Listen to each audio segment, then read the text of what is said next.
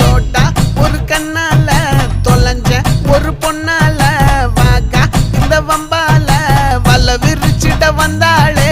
பார்த்து வளைச்ச தேக்கு ஓம் பட்ட உடம்பு சோக்கு என்ன குத்தும் குறும்பு மூக்கு கொஞ்சம் ஓய்வை கொடுத்து தாக்கு.